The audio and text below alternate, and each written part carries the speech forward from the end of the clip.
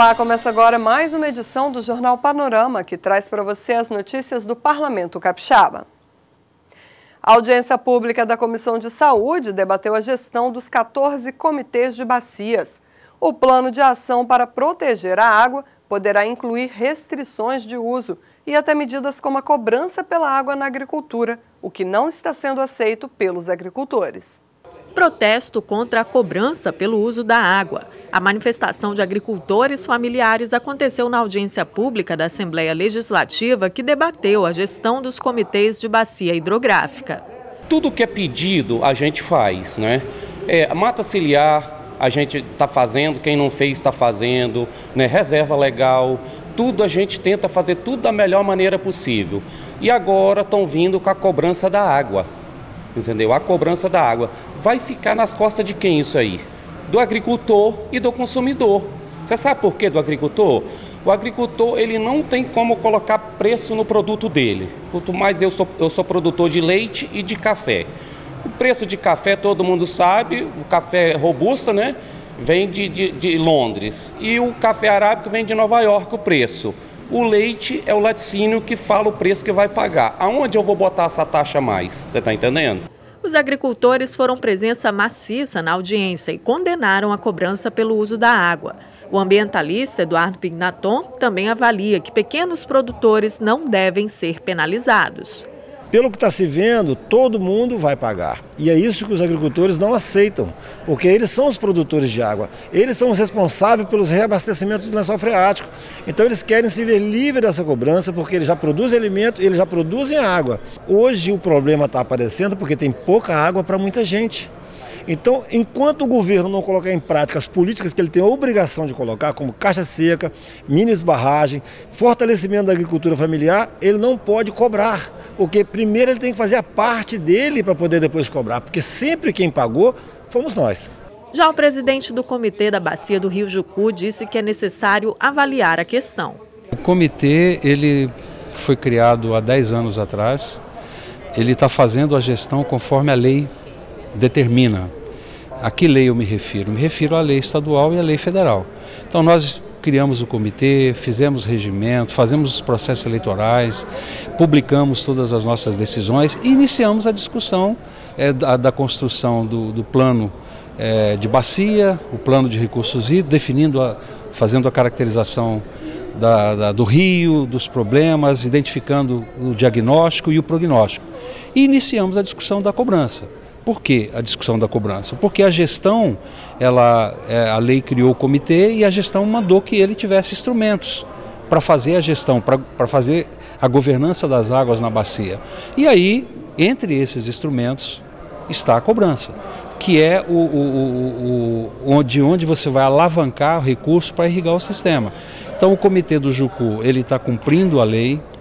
Ele tem 21 membros titulares, 21 membros suplentes, discute todos os problemas da bacia, pactua, delibera, decide e iniciou a discussão da cobrança. E essa discussão da cobrança, ela culminou com uma deliberação aprovada no dia 30 de outubro de 2017.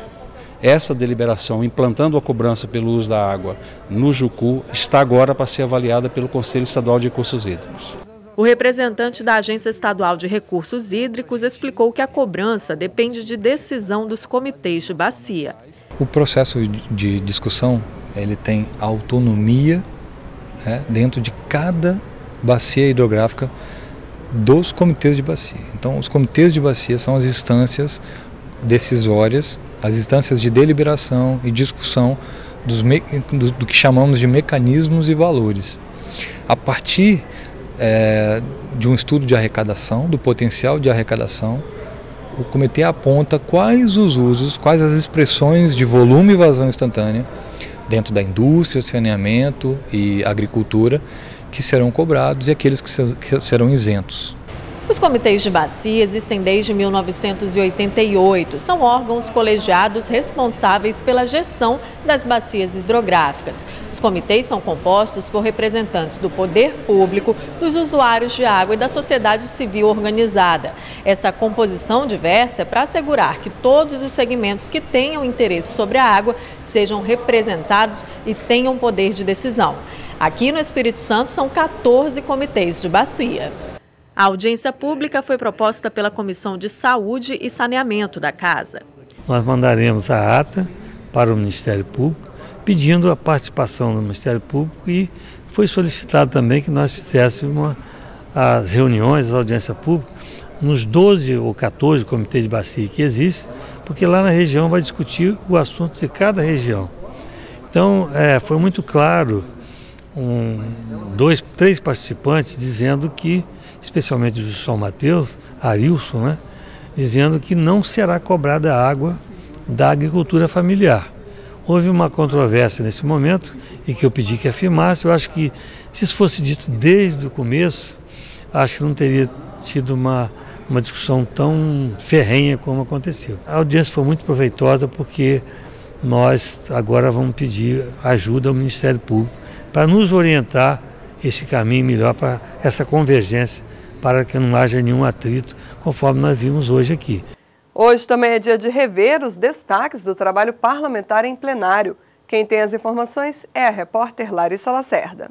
Nesta semana, os deputados aprovaram em plenário a criação de uma comissão especial para analisar oportunidades e parcerias institucionais e comerciais entre o Espírito Santo e a China.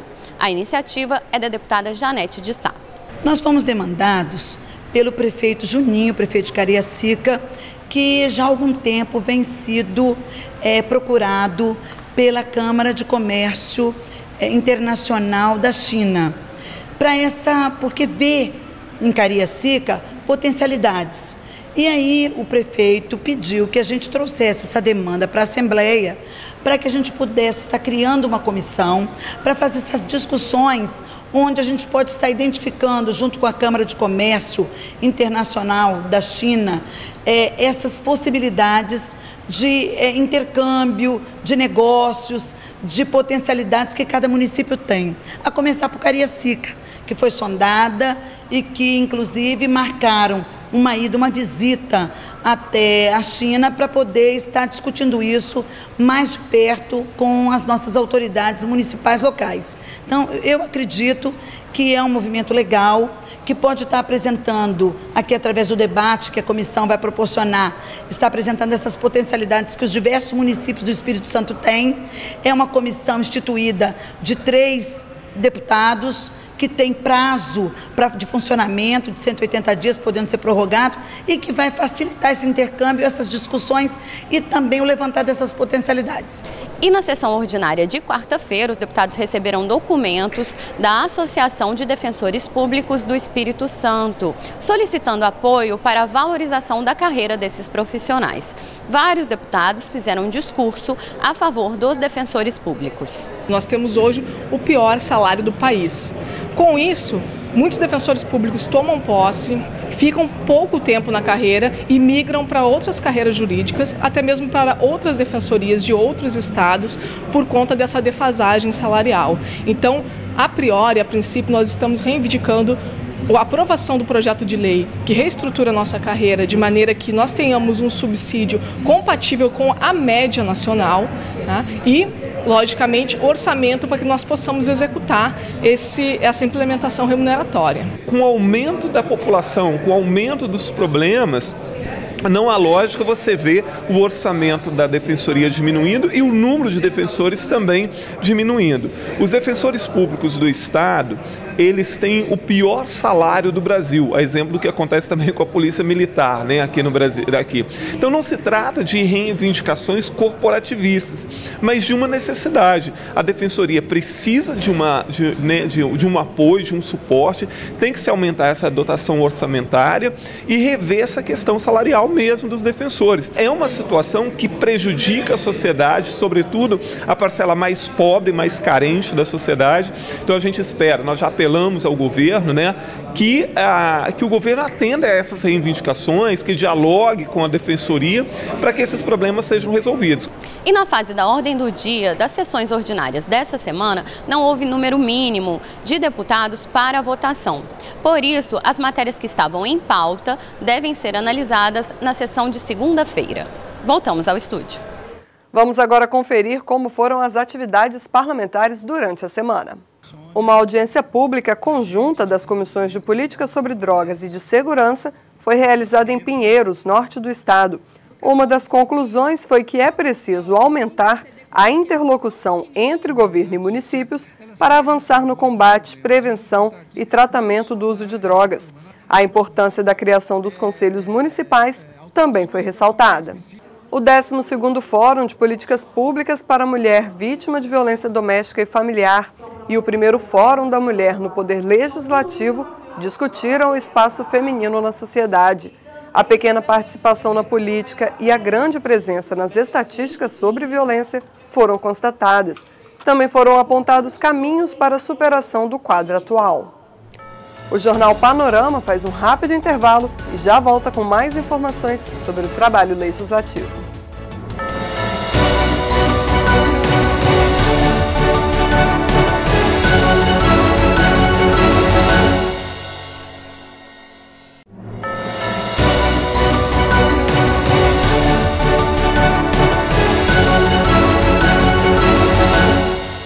Estamos de volta e o Jornal Panorama traz agora a cobertura completa dos trabalhos das comissões durante a semana.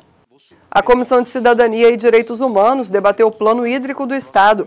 O documento a ser construído vai definir como será o uso da água pelo setor agrícola, pela indústria e pelas empresas de saneamento. Na reunião conjunta dos colegiados de Agricultura e Cooperativismo, os produtores de café Conilon pediram apoio para viabilizar mudanças na cobrança de impostos. Eles pedem a redução da alíquota do ICMS incidente sobre o café. A Comissão de Educação conheceu o projeto vencedor da Escola Estadual de Ensino Fundamental e Médio Jones José do Nascimento, localizada em Central Carapina, na Serra. A escola tem cerca de 700 alunos e conquistou o 2º lugar nacional do Prêmio Gestão Escolar 2017, que foi disputado por mais de 9.000 escolas públicas de todo o país. A Comissão de Saúde recebeu participantes da Associação dos Amigos dos Autistas do Espírito Santo. A falta de informações sobre o número de pessoas autistas dificulta a adoção de políticas públicas. E as famílias relataram a dificuldade de obter o laudo, primeiro passo para poder buscar tratamento especializado e acesso a medicamentos. Representantes da cultura africana Bantu participaram da reunião do Colegiado de Cultura.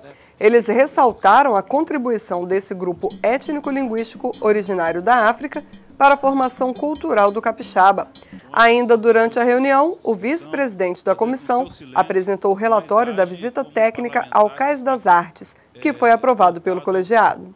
Sessão solene na casa homenageou 183 anos da Polícia Militar e condecorou 30 integrantes da corporação com a medalha Alferes Tiradentes.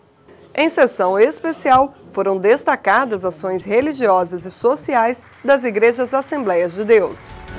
E esta edição do Jornal Panorama fica por aqui. No site da casa e nas redes sociais, você tem mais notícias sobre o trabalho legislativo.